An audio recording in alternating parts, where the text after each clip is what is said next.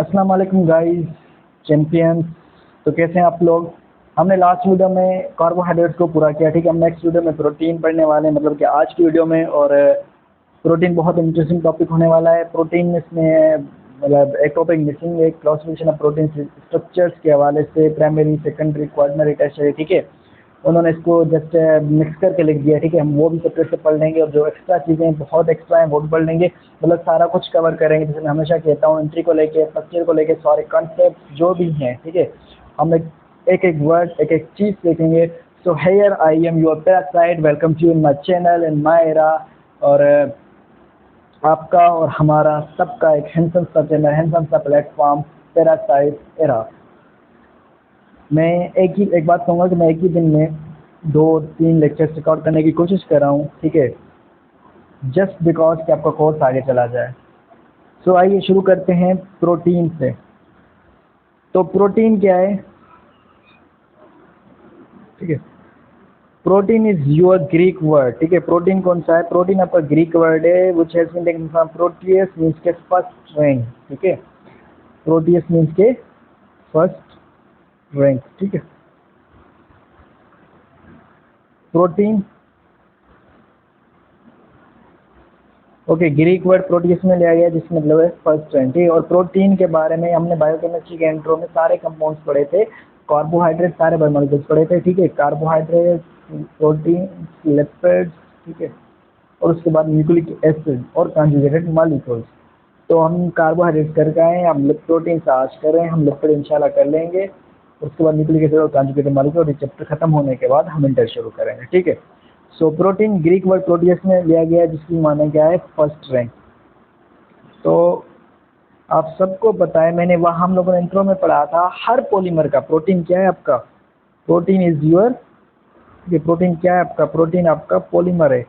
और हमने पढ़ा था कि हर पॉलीमर का एक मोनोमर होता है, और प्रोटीन का मोनोमर क्या है? Amino acid. प्रोटीन का मोनोमर क्या है? अमाइनो एसिड, ठीक है। जब एक अमाइनो एसिड दूसरा अमाइनो एसिड आपस में मिलेंगे, ठीक है, बहुत ज़्यादा अमाइनो एसिड आपस में मिलेंगे, तो क्या बनेगा? एक पॉलीमर। और उस पॉलीमर का नाम क्या है? प्रोटीन, ठीक है। हम डिटेल में देखते हैं इसको, पहले नहीं किया हुआ मैंने, शायद थोड़ी दिक्कत आए, ठीक है। जैसा कि मैंने आपको ये बता दिया कि स्पेसिफिक अमाइनो एसिड आपस में अरेंज होते हैं, तो ठीक है, आपका एक प्रोटीन बनता है। और मोस्ट, अच्छा, मैंने ये भी बताया आपको, मोस्ट जो है ना, और पिछली वीडियो में बताया, पहली वीडियो में बताया, हमेशा बता रहा हूँ कि अगर पूछे most abundant organic compound in living cell, ठीक है, most organic compound in living cell, ठीक है। मैंने इतनी बार बताया हुआ कि 3 डिफरेंट चीज़ें हैं। मोस्ट ऑर्गेनिक कंपाउंड,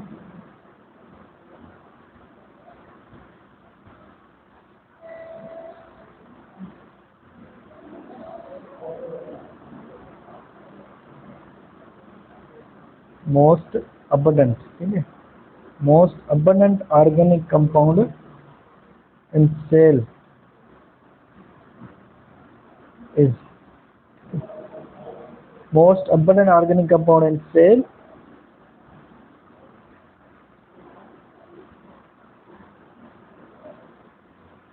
तो most organic compound in cell की जब आप बात करोगे तो आपके पास क्या आएगा? प्रोटीन, ठीक है, क्या आएगा? प्रोटीन। और अगर अब ऑर्गेनिक हटाकर बात करोगे तो आप बोलोगे वाटर, और इन नेचर बात करोगे सेल को हटाकर तो वो आएगा आपका सेल्यूलोज, की हम बात कर चुके हैं, ठीक है। तो ये बहुत इंपॉर्टेंट है कि मोस्ट ऑफ जो है ना आपके सेल के फंक्शंस कौन देखता है?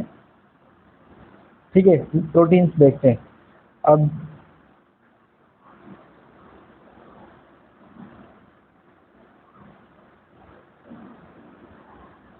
ये क्या आ गया यार?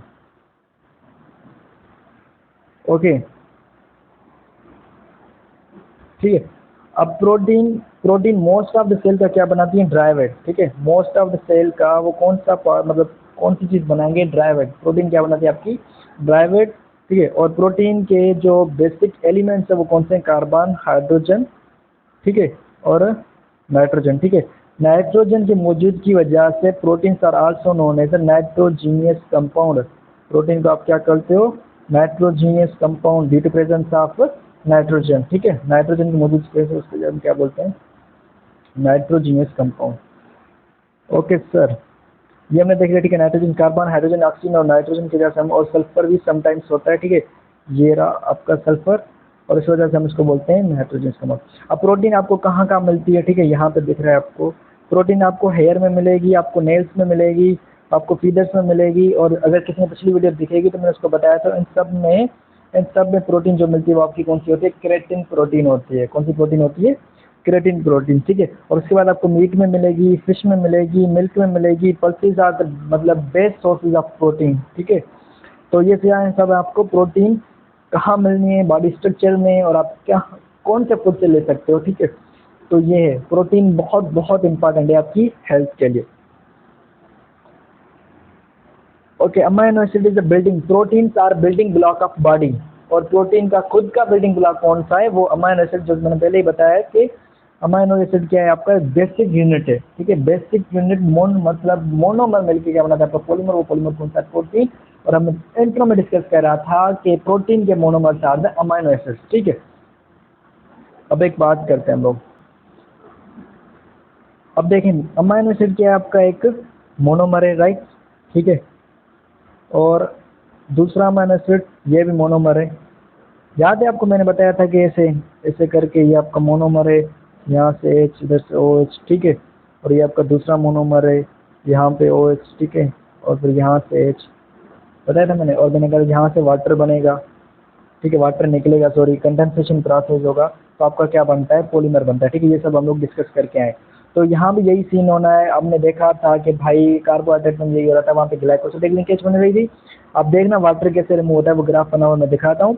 तो जब दो अमीनो एसिड आपस में मिलेंगे, किस प्रोसेस के थ्रू, कंडेंसेशन के प्रोसेस थ्रू, क्या बोलता है, कंडेंसेशन। और उसको हम बोलते हैं डिहाइड्रेशन, मतलब उसका क्या निकलेगा, वाटर आपका बाहर निकलेगा। और उसके साथ साथ हम बोलते हैं सिंथेसिस। और मुझे ये बात समझानी थी, मतलब क्या होता है कि उसके बीच में एक बॉन्ड बनता है, तो पॉलीमर बनता है। तो और उस बॉन्ड का नाम क्या देते हैं हम, it bond is known as the peptide bond. क्या बोलते हैं हम, पेप्टाइड बॉन्ड, पेप्टाइड बॉन्ड, या फिर हम बोलते हैं उसको पेप्टाइड लिंकेज। क्या बोलते हैं, पेप्टाइड लिंकेज, ठीक है। मतलब ये लिंकेज आपको याद करनी है। जब कार्बोहाइड्रेट के लिंकेज की बात की हमने बोला ग्लाइकोसिडिक लिंकेज, और जब हम प्रोटीन की बात करेंगे तो उसमें कौन सी लिंकेज आ जाती है, आपकी पेप्टाइड लिंकेज, ठीक है। अमीनो एसिड को हम पढ़ेंगे यहाँ से सेपरेटली।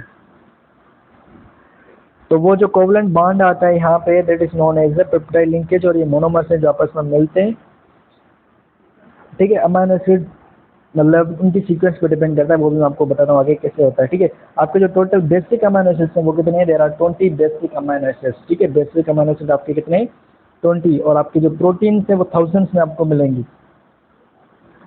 आपके बेसिक अमीनो एसिड्स हैं 20, तो उसमें से आपको 10 अमीनो एसिड्स मिलते हैं आपकी बॉडी में, किसमें, आपकी बॉडी में बनते हैं मतलब। और 10 अमीनो एसिड्स आप बाहर फूड से लेते हो, किसमें, बाहर फूड यानी कि न्यूट्रिएंट से लेते हो। तो वो अमीनो एसिड जो आपकी बॉडी में मिलते हैं, तो आप उनको बोलते हो नॉन स्टेशनल अमीनो एसिड। क्या बोलते हो, नॉन स्टेशनल अमीनो एसिड, ठीक है। ये ओल्ड हिस्ट्री में लिखा हुआ इसमें नहीं है, और ये वेरिएशन भी करता है। अगर आप 9th की बुक बोलोगे तो वो 9 और 11 में डिवाइड करता है, नॉन स्टेशनल अमीनो एसिड्स। और जो आपके बाहर से लेते हो are known as essential amino acids. क्या बोलते हैं, एसेंशियल, ठीक है। अब स्टूडेंट्स कंफ्यूज हो जाते हैं कि एसेंशियल कौन से थे, नॉन एसेंशियल कौन से थे। तो इसको मैंने ऐसे याद करा और उनको लाइफ टाइम याद रह गया है कि जो जो चीज़ आपके पास होती है ना, हमें पता है एसेंशियल एक पॉजिटिव वर्ड है, ठीक है। तो जो चीज़ आपके पास होती है ना, आपको उसकी कदर नहीं होती, ठीक है। तो इसके पास बॉडी में खुद के अमीनो एसिड है, तो वो उनको नॉन एसेंशियल करार कर रहा है, ठीक है। मतलब एक याद करने के, नॉन एसेंशियल करार कर रहा है। और जो बाहर से ले रहा है वो बोला कि वो मेरे लिए लाजमी है भाई, वो मेरे लिए एसेंशियल है, ठीक है। तो इस तरह से आप याद कर सकते हो, वरना जिसका मेमोरी पावर तेज है तो वो वैसे ही याद कर सकता है, ठीक है। ओके, तो हम आगे चलते हैं। बेसिक चीज़ें बहुत, अच्छा एक एक एक एक्सप्लेन में मत, ठीक है। अब अमीनो एसिड्स टोटल कौन से कितने basic amino acid, these are 20, ठीक है। अब मुझे और मैंने कहा कि आपकी जो प्रोटीन है वो कितनी है, वो आपकी 10,000 से ज़्यादा है, कितनी, 10,000 से ज़्यादा प्रोटीन है। अब 20 अमीनो एसिड में से 10,000 प्रोटीन कैसे बन रही है, ठीक है। मैंने सीक्वेंस की बात की, इसको मैं डिस्कस करने वाला हूँ। तो इसका एग्जांपल आप ये लें कि ABC में, ठीक है, इंग्लिश अल्फाबेट में कितने लेटर हैं, 26, और उसमें वर्ड्स कितने, थाउजेंड्स, करोड़, लैक्स, लाखों में अल्फाज हैं। क्योंकि जब सीक्वेंस चेंज करने से ही आपका वर्ड जो है बदल जाता है। सेम प्रोटीन में आप अमीनो एसिड की सीक्वेंस चेंज करोगे, आपकी प्रोटीन की स्ट्रक्चर चेंज हो जाएगी आपकी एक नया प्रोटीन, नई स्ट्रक्चर, नए शेप के साथ, न्यू प्रॉपर्टीज, न्यू फंक्शन के साथ बन जाएगा। तो ये रहा 20 अमीनो एसिड 10,000 से ज़्यादा प्रोटीन कैसे बनाते हैं। ठीक, ओके सर। तो हम अमीनो एसिड की बात कर रहे थे। तो ये है आपके amino acid is the basic unit of protein, ठीक है। और अमीनो एसिड बना होता है, यहाँ मैं आपको पहले समझा रहता हूँ, ठीक है। हम बात करें किसकी, अमीनो एसिड की। तो अमीनो एसिड में 2 फंक्शनल ग्रुप होते हैं। कितने? 2 फंक्शनल ग्रुप, ठीक है। ये भी एसएमसी की भी पूछा जाता है, पूछा भी गया। 2 फंक्शनल ग्रुप में से आपका कौन सा आता है? एक आता है अमाइनो NH2 और आपका दूसरा आता है कार्बोक्सिलिक एसिड, ठीक है। इसको हम क्या पढ़ते हैं? This is known as amino. क्या पढ़ते हैं हम? अमाइनो। और इसको बोलते हैं कार्बोक्सिलिक। क्या बोलते हैं? कार्बोक्सिलिक एसिड, ठीक है। तो अमाइनो ग्रुप और कार्बोक्सिलिक एसिड, हम इसकी स्ट्रक्चर देखते हैं तो कैसे होती है। मतलब कुछ है ना, कितने फंक्शनल ग्रुप? 2।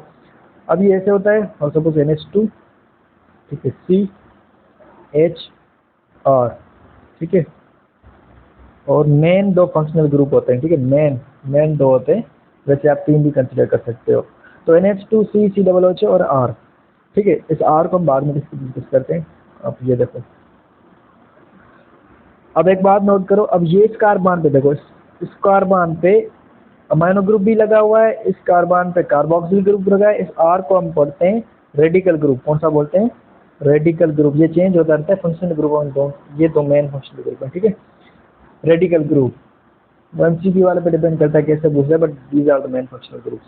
तो रेडिकल ग्रुप, ठीक है, मतलब इसी कार्बन पे ये भी लगा हुआ है। और इन दोनों को लें तो इसी कार्बन पे अमाइनो है, इसी कार्बन पे कार्बोक्सिल ग्रुप है। तो वो कार्बन जिससे आपके दोनों फंक्शनल ग्रुप अटैच हो, that carbon is known as alpha carbon, ठीक है। उस कार्बन को हम अल्फा बोलते हैं जिससे आपके दोनों फंक्शनल ग्रुप अटैच हो।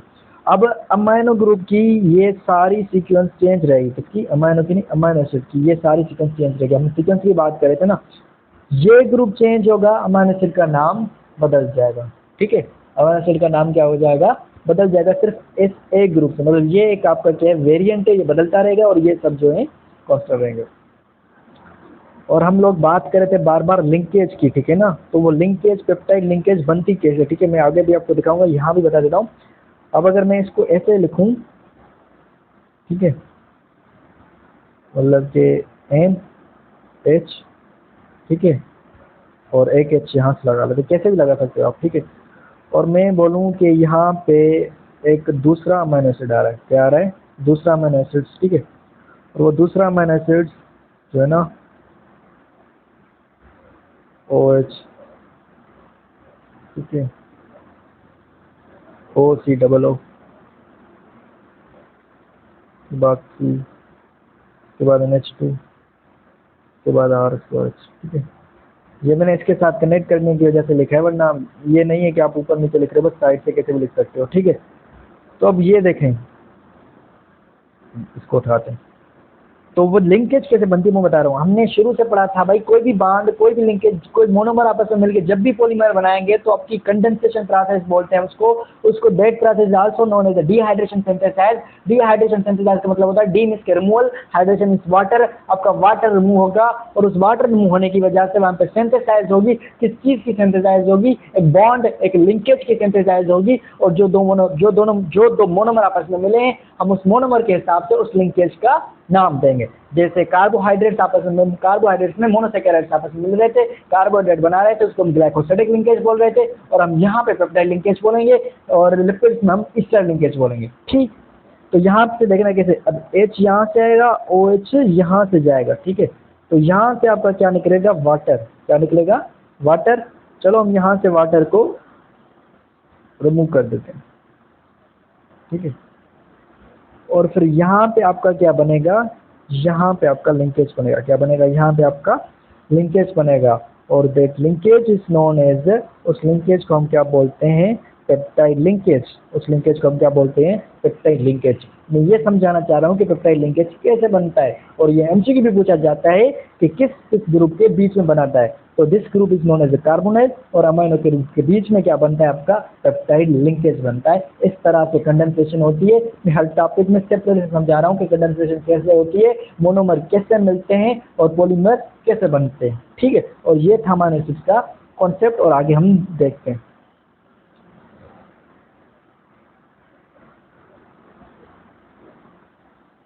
ठीक है, इसका कार्बन होता है असिमेट्रिकल। सिमेट्रिकल हम बोलते हैं कि जिस चीज़ को आप ना दो हिस्सों में डिवाइड कर सको, ठीक है, इक्वल पार्ट्स में। ये हमने आपको बता दिया, ठीक है। अगर सिर्फ वेरिएशन आएगी तो वो किस में आएगी, सिर्फ इस आर ग्रुप में आएगी। अब देखें, अगर यहाँ पे एच लगा हुआ है तो उसका नाम क्या हो रहा है, ग्लिसरीन, ठीक है। इस आर की जगह ये देखो ना, यहाँ पे अमाइनो, यहाँ पे एच, और इस आर की चेंज होने की वजह से देखो तो उसका नाम चेंज हो रहा है। ये आपको याद रखना है, एच की लगा इसको बोलते हैं ग्लिसरीन, और CH3, ठीक है, मिथाइल लगने पे हम उसको क्या बोल रहे हैं, एलानाइन, और CH3, ठीक है, CH2OH यहाँ पे लगने के हम उसको क्या बोल रहे हैं, किरण। मतलब आपका यहाँ से सिर्फ ए ग्रुप वेरिएंट होगा, आपका अमीनो एसिड की स्ट्रक्चर बदल जाएगी, ठीक है। तो हमने नीचे पढ़ लिया, बट फिर भी देखते हैं कि पेप्टाइड लिंकेज कैसे बनती है। पेप्टाइड लिंकेज तब बनती है आपके जब दो अमीनो ग्रुप आपस में मिलते हैं, ठीक है। ये लिखा हुआ है, वो मैंने आपको बता दिया। उसमें से कार्बोक्सिलिक एसिड में, और उसमें से वाटर रिलीज होता है कार्बोक्सिलिक अमीनो ग्रुप में। देखें, यहाँ से कार्बोक्सिलिक का OH है, ठीक है, और यहाँ पे अमीनो ग्रुप का H है, तो ये यहाँ से वाटर निकलेगा, ये यहाँ से क्या करेगा, वाटर निकलेगा, और उसके वाटर निकलने की वजह से C और N, ये क्वेश्चन आता है कि किस पे लिंकेज बनती है, तो C और N के बीच में आपकी लिंकेज बनती है, ठीक है। कहाँ पे, C और N में। तो यहाँ पे ये लिंकेज बनी, ये वाटर निकला, ठीक है, पेप्टाइड लिंकेज बनी, और यहाँ पे वाटर रिमूव हुआ, इसको बोलते हैं डिहाइड्रेशन, सिंथेसाइज, कंडेंसेशन। तो ऐसे मोनोमर्स मिलके क्या बनाते हैं, पॉलीसेकेराइड बनते हैं। अगर किसी को कार्बोहाइड्रेट में समझ में नहीं आया था तो यहाँ पे बहुत इजी और बहुत इंटरेस्टिंग वे से लिखा हुआ है। अब जाहिर सी बात है, दो अमीनो एसिड आपस में मिले तो हमने इसको क्या बोला, इट इज अ डाइपेप्टाइड। हम क्या बोलते हैं, डाइपेप्टाइड। ऐसे तीन मिले तो ट्राई, टेट्रा, पेंटा पेप्टाइड, पॉलीपेप्टाइड चेन्स आपकी बनती हैं। अब मैंने आपको बताया था कि हमेशा पॉलीमर जो होता है वो आपका हाइड्रोलाइज होता है, कोई बेसिक यूनिट कभी हाइड्रोलाइज नहीं होता। कोई जितना बड़ा पॉलीमर है उसको आप उसके छोटे छोटे यूनिट्स में तोड़ सकते हो, टिल द जब आपका कोई बेसिक यूनिट आ जाए, ठीक है। तो यहाँ पे प्रोटीन भी हाइड्रोलाइज हो सकते हैं, मैंने आपको वहाँ पे ही बता दिया था। हाइड्रोलाइसिस जो प्रोसेस होगा वो किसकी वजह से होगा, हाइड्रोलाइटिक एंजाइम की वजह होगा, ठीक है।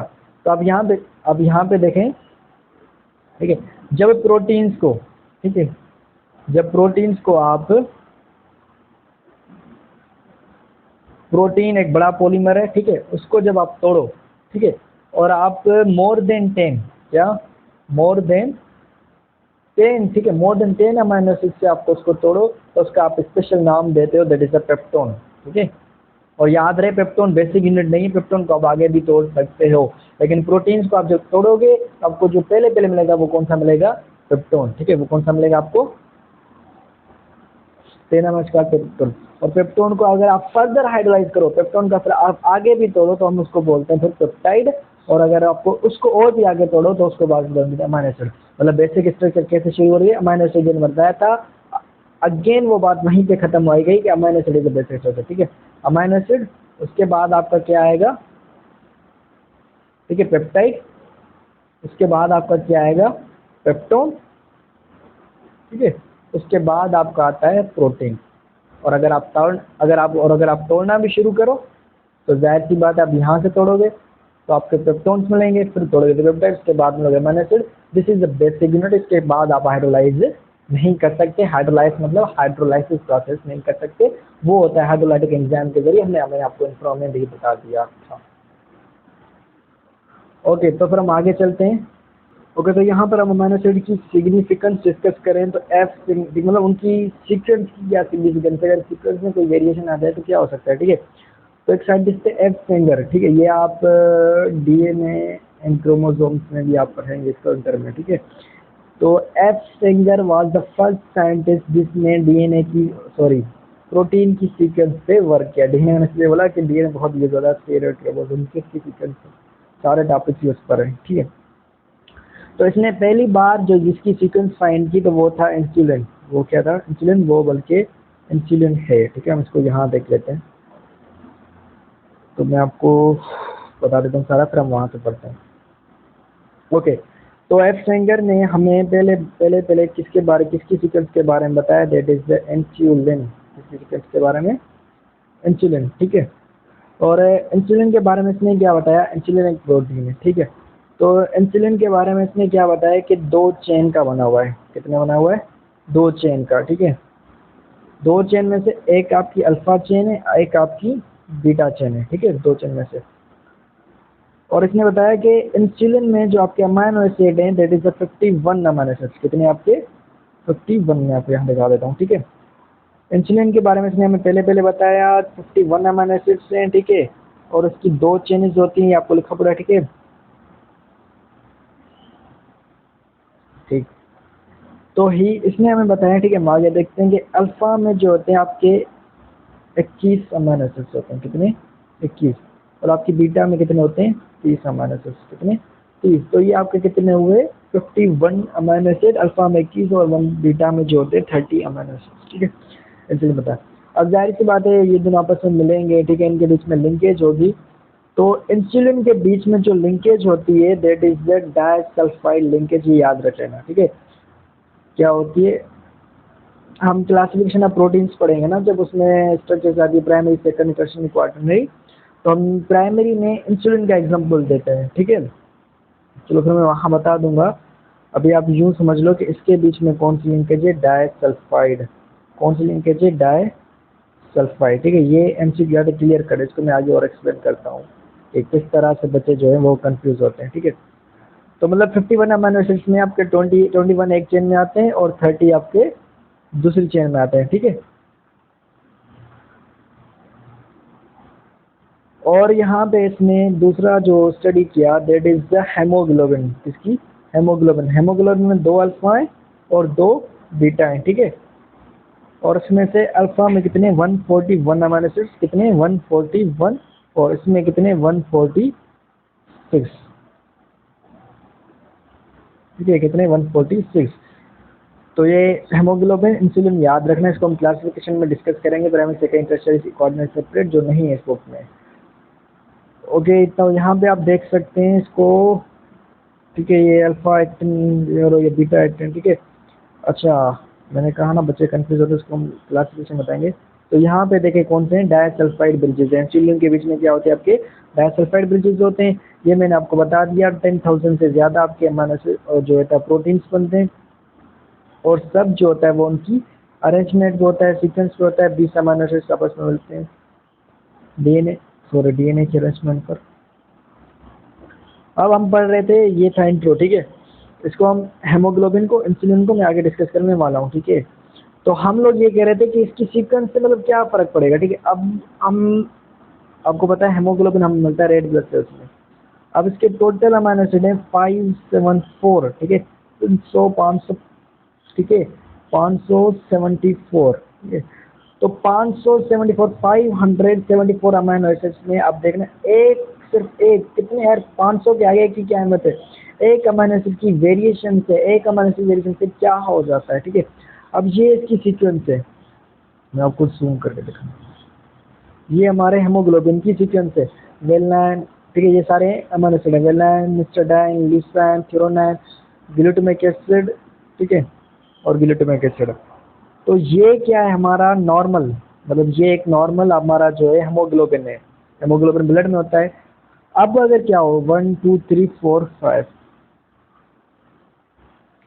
अच्छा इन्होंने 5 नंबर पे दिया हुआ है ये, बट ये एक्चुअल में किस नंबर पे होता है, 6 नंबर पे। कौन से नंबर पे, 6 नंबर वाला।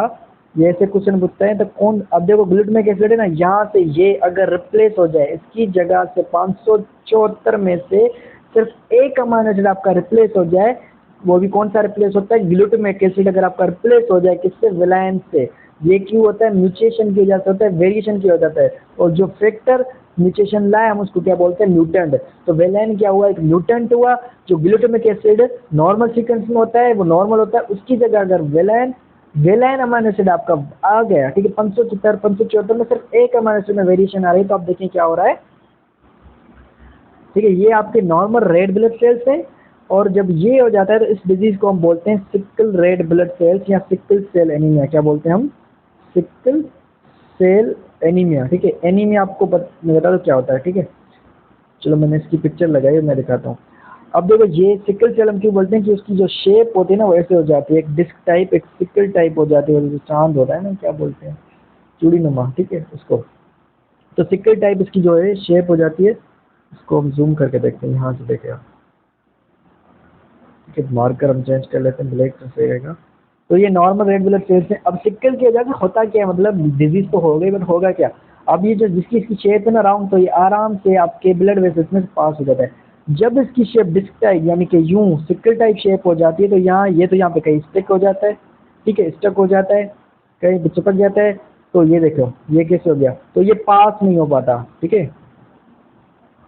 ब्लड वेसल से पास नहीं होता, ठीक है, जिसकी वजह से आपका प्रेशर जमीन होता है, आर्टरी की रप्चर हो सकती है, फिर आपकी ब्लड कमी हो जाती है। इसको क्या बोलते हैं, सिकल सेल एनीमिया। और एनीमिया आप लोगों ने अगर 9th में पढ़ा है तो हम उसमें बोलते हैं जिसमें आपके ब्लड की फॉर्मेशन नहीं होती है, आपने लेक ऑफ ब्लड होती है, lake of red blood cells होते हैं, वो क्या है, सिकल सेल एनीमिया। और सिकल सेल एनीमिया हम क्यों, हमने देखा क्यों हो रही है, जस्ट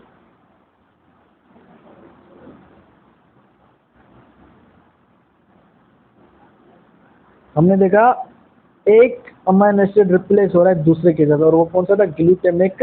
नॉर्मल में होता है, याद करना, ये पूछते हैं ऐसे कोई मतलब शोबाजी नहीं था। और वेलाइन, ठीक है, वो आ जाता है तो आपका,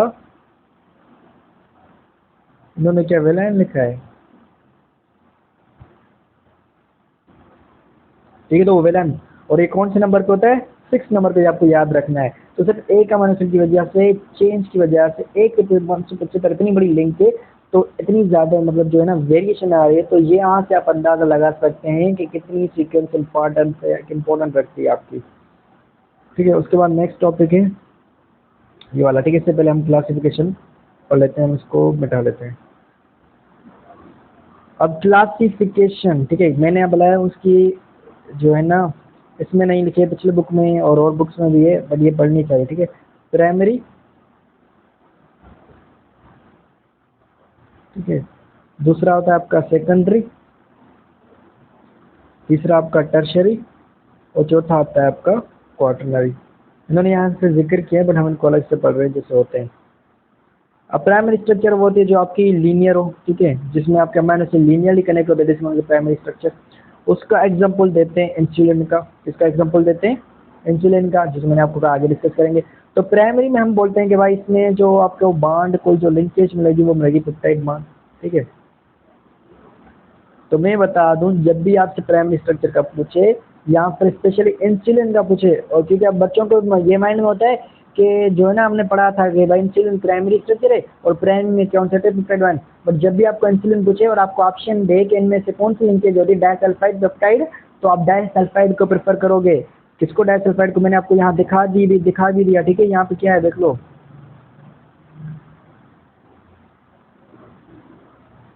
डाइसल्फाइड बॉन्ड बनते हैं इंसुलिन में, क्या बनते हैं, डाइसल्फाइड बॉन्ड। तो आप ना ये मतलब कॉन्सेप्ट नहीं लगाना कि प्राइमरी में पढ़ा था इंसुलिन और प्राइमरी में पेप्टाइड बॉन्ड होते हैं, डाइसल्फाइड ब्रिजेस होते हैं, याद रखना। चाहे एंट्री में चाहे सेकेंडरी में, चाहे कहीं भी देखो डाइसल्फाइड ब्रिजेस, कोई क्लेम करे बोल दो सर ऐसा इन्हें बताया था, ठीक है। और सेकेंडरी स्ट्रक्चर, और सेकेंडरी में क्या होता है, बॉन्ड्स इसमें डिफरेंट भी होते हैं। सेकेंडरी स्ट्रक्चर में आपका जो स्पेशल बॉन्ड होता है that is the hydrogen bond. कौन सा, हाइड्रोजन बॉन्ड। अब ये पूछता है कि हाइड्रो मतलब सेकेंडरी स्ट्रक्चर में कौन से बॉन्ड होते हैं, बॉन्ड्स और भी होते हैं, लेकिन आप किसको प्रेफर करो, जाहिर सी बात है ये एग्जांपल देगा peptide, disulphide, hydrogen, hydrophobic interaction, तो यू विल प्रेफर किसको, हाइड्रोजन बॉन्ड। या फिर ये बोले कि हाइड्रोजन बॉन्ड जो होता है वो कौन सी स्ट्रक्चर में होता है, तो आप डायरेक्टली आके बंद करके टच करोगे, टिक करोगे किसको, सेकेंडरी को, ठीक है। और सेकेंडरी में क्या होता है, ये जिगजैग मैनर में होती है, ये लीनियर में थी ना, तो ये किस में होती है, जिगजैग मैनर में। इसमें आपको इसका एग्जांपल मिल जाएगा सिल्क, ठीक है। और इसको ऊपर से मिटा देते हैं, और आपको एग्जांपल मिल जाएगा स्पाइडर वेब, क्या मिल जाएगा, स्पाइडर वेब, ठीक है। ये और भी हम देखेंगे। और टर्शियरी स्ट्रक्चर आप किसको बोलते हैं, ठीक है, ये जो एक बार में जिगजैग है ना, ये थोड़ा ज़्यादा ही जिगजैग हो जाए तो उसको बोलते हैं टर्शियरी, मतलब 2 बार फोल्ड वगैरह हो जाए तो। अब टर्शियरी स्ट्रक्चर में आपको, ठीक है, हाइड्रोजन बॉन्ड्स भी मिलेंगे, मैंने कहा ना सब मिलेंगे, ठीक है।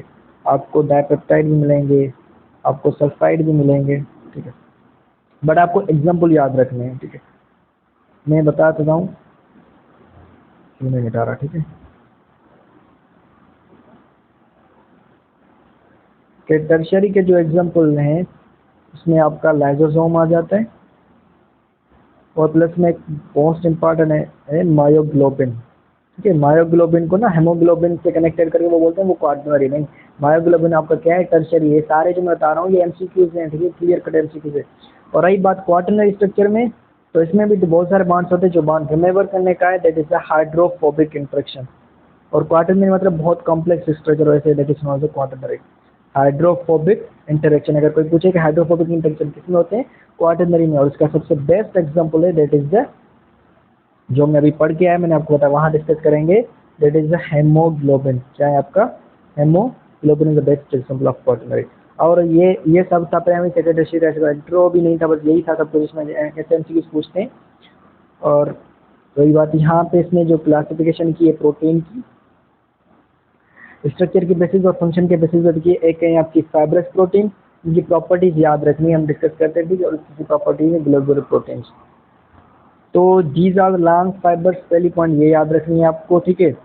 अच्छा, इसमें आपको जो प्रोटीन्स मिलेंगी ना, मतलब जो प्रोटीन की क्लासिफिकेशन मिलेगी, मैंने आपको इसलिए पढ़ाया, तो इसमें आपकी सारी कौन सी आ जाएंगी, सेकेंडरी प्रोटीन, ठीक है। कौन सी आ जाएंगी, सेकेंडरी प्रोटीन्स, ठीक है। जूम करेंगे तो आधा आ जाएगा, ओके, सेकेंडरी। और यहाँ पे आपकी आएंगी टर्शरी और क्वार्टनरी। कितनी टर्शरी और क्वार्टनरी, मतलब मैंने इसलिए पढ़ाया था, पता होना चाहिए सेकेंडरी क्या है, टर्शरी क्या है, क्वार्टनरी क्या है, ठीक है। और पॉलीपेप्टाइड मैंने बात सेकेंडरी बोलते हैं, इंटरमाइन कौन ऐसे जिगजैग मैंने भी सही है, ठीक है। अब इनकी प्रॉपर्टी कौन सी है कि ये वाटर में इनसॉल्युबल होते हैं, ठीक है। आपके नॉन क्रिस्टलाइन है, मतलब क्रिस्टलर शेप इनकी नहीं होती। These are elastic in nature, ये बातें याद करनी है। इनसॉल्युबल ये कंपेयर है, ठीक है ना, कंपेरिजन हम इनको करेंगे। और इनका रोल, क्योंकि सेकेंडरी है ना, तो सिल्क किसका एग्जाम्पल हुआ, सेकेंडरी का। ओ यार ये, ठीक है। स्पाइडर वाइब मसल्स में होती है, मायोसिन इन मसल्स में, ठीक है। Fibres and clothing, keratin, nails, hair, यहाँ पे सबको आपको क्या मिलेगी, सेकेंडरी स्ट्रक्चर। या मैं दूसरे क्रम में बोलूँ तो आपको मिलेगी फाइब्रस प्रोटीन, समझे। मतलब कितने सारे, silk, spider web, nails, hair, ठीक है, मायोसिन, इन सब में आपको मिलेंगी सेकेंडरी स्ट्रक्चर। चलो आगे ग्लोबुलर, ठीक है। ये 3 डायमेंशनल है और स्फेरिकल होता है, ये याद रख लेना। और ये सेकेंडरी प्रोटीन जब फोल्ड होती है ना, मैंने कहा ना, ठीक है, जब 2 बार फोल्ड होती है तो हम उसको बोलते हैं टर्शियरी। तो इसमें टर्शियरी और क्वार्टनरी आ जाते हैं, जो मैंने पहले ही बताया, ठीक है। यार ये बात इरेजर में यार हाथ में, इसको पता नहीं क्या बात है, टर्शियरी और क्वार्टनरी। और ये इन सब का उल्टा है, यहाँ से आ गया, ये सॉल्युबल होते हैं, ठीक है। और acid base containing alcohol, crystallise भी हो सकते हैं आपके। और ये एज एंजाइम भी वर्क करते हैं, as antibiotic, as hormone and as haemoglobin. Haemoglobin quaternary का एग्जांपल यहाँ पे आ गया। अच्छा, तो एंटीबॉडीज, एंटीबॉडीज क्या होती हैं, अगर कोई एंट्री का स्टूडेंट है तो उसने पढ़ा होगा, हम लास्ट चैप्टर में पढ़ेंगे इम्यूनिटी में कि एंटीबॉडीज, बट हम यहाँ पे उसका मतलब जो है ना इंट्रो पढ़ते हैं। अब जब आप पे कोई पैथोजन अटैक करता है, कौन पैथोजन, पैथोजन क्या है, डिजीज कॉजिंग एजेंट है, कोई भी हो, तो आप में जाहिर सी बात है क्या होगी, डिजीज होती। तो वो बेसिकली क्या इंसर्ट करते हैं, एंटीजन, ठीक है। खुद में से एक मॉलिक्यूल रिलीज करते हैं हमारी बॉडी में, हम उसको, उस मॉलिक्यूल को क्या बोलते हैं, एंटीजन, ठीक है। तो उससे लड़ने के लिए, उस मॉलिक्यूल से फाइट करने के लिए हमारे बॉडी खुद से कुछ कम जो है ना, मतलब ये बोला फाइटर्स पैदा करती है उनसे लड़ने के लिए, तो हम उनको क्या बोलते हैं, एंटीबॉडीज। क्या बोलते हैं हम, एंटीबॉडीज। तो वो होते हैं एंटीबॉडीज जो पैथोजन के एंटीजन से लड़ते हैं। तो मतलब आप एंटीबॉडीज भी आपकी क्या हुई, प्रोटीन, आपके हार्मोन भी कुछ प्रोटीन हैं, आपके एंजाइम्स भी प्रोटीन है, आपका हेमोग्लोबिन भी क्या है, प्रोटीन है। हेमोग्लोबिन क्या है आपका, प्रोटीन है। Globin word shows it is a globular protein. Globin word shows कि ये क्या है, एक ग्लोबुलर प्रोटीन है, कभी भूल भी जाओ तो। ओके, इसमें इतनी बड़ी लंबी लिस्ट लगाई हुई है और बहुत नए नए प्रोटीन है, तो हम उसको देख लेते हैं। ये लास्ट है, खत्म होने वाला है, एक एक को डिस्कस करते हैं। अम्मा एक्टिन, ठीक है। एक्टिन जो प्रोटीन वाली मसल्स कॉन्ट्रेक्शन में यूज होती है, हम इंटरव्यू वीडियो बना लेंगे, सब पूरे मूवमेंट में होते हैं, ठीक है। मसल फॉर्मिंग प्रोटीन है। और amyloid work as a cell surface protein, ठीक है। अब सेल सरफेस कैसे काम करती है, कि अमाइलेड पे ये मत जाए ना कि ये अमाइलोज मतलब कि कोई कार्बोहाइड्रेट वगैरह है, कुछ नहीं, ये क्या है यहाँ पे इस प्रोटीन वर्क करता है। ठीक है, तो अमाइलेड को आपको ऐसे समझो यार, काफ़ी चीज़ें ना इनसे रिलेट हो रही हैं, तो हम उसका बेसिक बेसिक पढ़ रहे हैं ताकि आपको आइडिया हो। तो अमाइलेड को आपको समझो ये आपकी फॉर्मेशन में हेल्प करती है न्यूरल मेम्ब्रेन में, ठीक है, न्यूरॉन फॉर्मेशन में हेल्प करती है। और अगर ये मतलब जो है ना काम करना बंद कर दें तो आपके ये ज़ाहिर सी बात है डिस्ट्रॉय हो जाते हैं। और जब आपके ये डिस्ट्रॉय हो जाएँ, ठीक है, तो आप में लॉस ऑफ मेमोरी हो जाता है। क्या हो जाता है? लॉस ऑफ मेमोरी, आपको कुछ मतलब जो है ना याद नहीं रहती चीज़ें, जिसको हम क्या बोलते हैं? डिमेंशिया। क्या बोलते हैं हम? Dementia. Dementia is known as a loss of memory. और डिमेंशिया, जिस कंडीशन में आपको डिमेंशिया हो जाए उस डिजीज को हम बोलते हैं अल्ज़ाइमर डिजीज। क्या बोलते हैं हम? Alzheimer disease. मतलब ये बोल सकता हूँ, अगर आपकी अमाइलॉइड प्रोटीन ने सही से वर्क नहीं किया, आपकी न्यूरेशनल फॉर्मेशन नहीं हुई, तो आपको क्या हो सकती है? अल्ज़ाइमर डिजीज हो सकती है। ठीक है? तो आगे चलते हैं।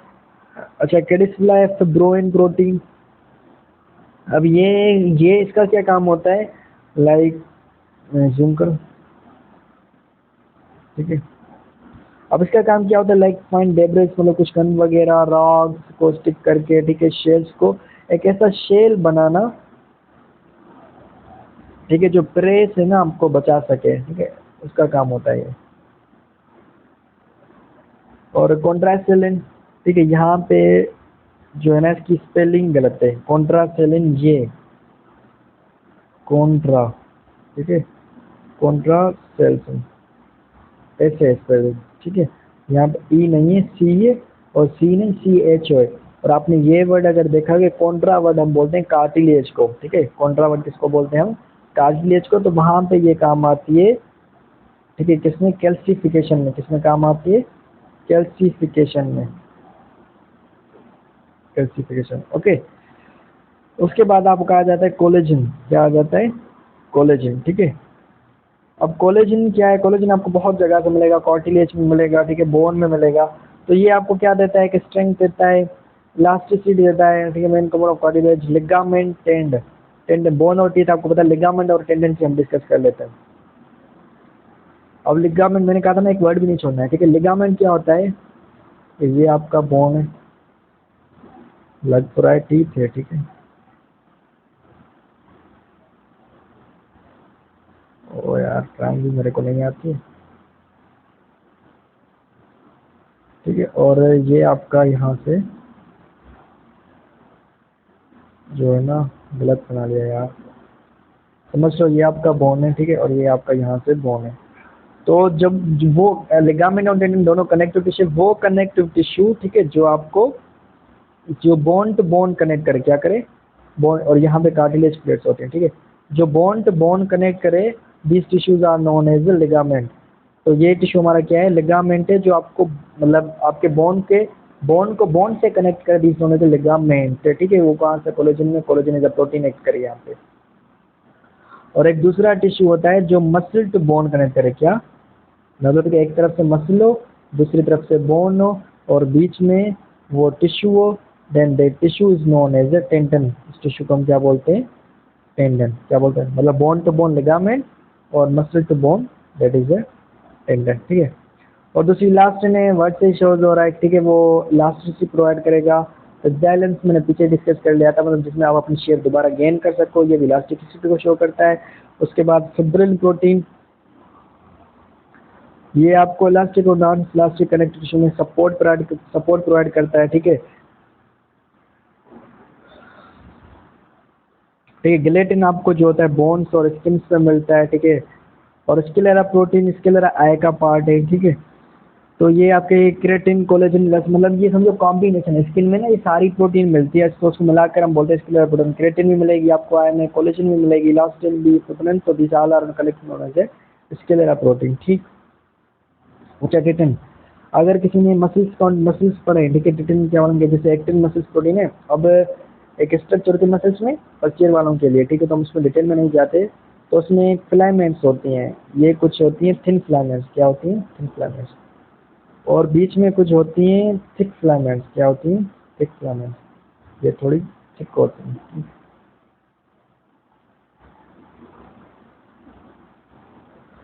अच्छा, ये जो दो लाइन्स है ना, कलर चेंज कर लेते हैं, मतलब सिर्फ आप ना कॉन्सेप्ट के लिए बता रहा हूँ, ठीक है? आप उसको याद ना ये ना करना कि सर क्या पढ़ा रहे हैं, कुछ है नहीं। मैं बता रहा हूँ ताकि आपको थोड़ा कॉन्सेप्ट होना चाहिए कि ये टर्म डिफाइन किसको करा है। इन दोनों को हम बोलते हैं जेल्ड एंड ब्लैक वाली, और ये बोलते हैं एक्टिन को हम, ठीक है? ये वाली बार बार डिस्कस कर रहे थे, और ये हमारे मायोसिन है, ठीक है? ये सारी मसल्स प्रोटीन है, ठीक है? तो एक्टिन मायोसिन का हो गया है। तो ये जो थिक फिलामेंट्स है, जो मायोसिन है ना, ये जब इससे जेड लाइन से कनेक्टेड होती है ना, सॉरी, जेड लाइन से जब कनेक्टेड होती है तो यहाँ से यहाँ पे एक प्रोटीन होती है जो इसको कनेक्ट करती है, मतलब थिक फिलामेंट और जेड लाइन को। That protein is known as a titin. उस प्रोटीन को हम क्या बोलते हैं? टाइटन। ये सब इसलिए बता रहा हूँ ताकि कॉन्सेप्ट होना चाहिए, ठीक है? तो ये हो गया। तो ये मायोसिन और एक्टिन आप लोग समझ गए होंगे। ट्यूबुलिन प्रोटीन आपने सेल में पढ़ा होगा, ठीक है? फिलामेंट्स होते हैं, इंटरमीडिएट फिलामेंट्स, तो उसमें माइक्रोट्यूबुल्स होते हैं। तो उनमें कौन सी प्रोटीन है? ट्यूबुलिन। क्रिएटिन का तो हमने पता है, हम इतना बार बार क्रिएटिन का जिक्र करके आए हैं। यहाँ पे कुछ हमने कहा ना कि हार्मोन्स भी होते हैं, तो डाइजेस्टिव हार्मोन्स में आपका अमाइलेज, अमाइलेज का आपको यहाँ से याद होना चाहिए, अमाइलोज, ठीक है? यानी कि स्टार्च को डाइजेस्ट करता है, कार्बोहाइड्रेट को, लिपिड आपके प्रोटीन को, पेप्सिन, ट्राइसिन, ये भी लिपिड, सॉरी लिपिड, लिपिड को डाइजेस्ट करता है, लिपिड जा रही है। और पेप्सिन और ट्राइसिन प्रोटीन को, ये भी हाइड्रोलाइज, यहाँ पे लिखा है हाइड्रोलाइसिस, ठीक है? मतलब टूटेंगी वो चीज़ें अपने मोनोमर्स में, टूटेंगी, ठीक है? ट्रांसपोर्ट में आपको हेमोग्लोबिन, एल्ब्यूमिन, और हेमोग्लोबिन का काम होता है ऑक्सीजन ट्रांसपोर्ट करना। ये बेसिक हमने पढ़ा, ऑक्सीजन और कार्बन डाइऑक्साइड, मेजॉरिटी वो ऑक्सीजन ट्रांसपोर्ट करता है। उसके बाद आपके हार्मोन्स में आ जाता है इंसुलिन, ठीक है? इंसुलिन वो हार्मोन है, ये हम इंटर में डिटेल में पढ़ेंगे। इंसुलिन वो हार्मोन है जो आपकी ग्लूकोज यानी कि शुगर की लेवल को मेंटेन करता है, ठीक है? और थायरोक्सिन आपकी मेटाबॉलिक एक्टिविटीज देखता है। मतलब इसे उन्होंने मिला के लिख लिया, डिफरेंट फंक्शंस ऑफ बॉडी। और डिफेंस सिस्टम में मैंने कहा ना, डिफेंस सिस्टम में जो हमारी एंटीबॉडीज है जो लड़ती हैं ना, एंटीजन से, ये डिफेंस सिस्टम हुआ ना, तो उसमें आपकी आ जाते हैं इम्यूनोग्लोबिन। इम्यूनोग्लोबिन, ठीक है? इम्यूनोग्लोबिन क्या है? नहीं पता? पता होना चाहिए। Immunoglobulin is another name of antibody. Antibody और इम्यूनोग्लोबिन सेम है। और दूसरा इंटरफेरॉन, इंटरफेरॉन एक प्रोटीन है।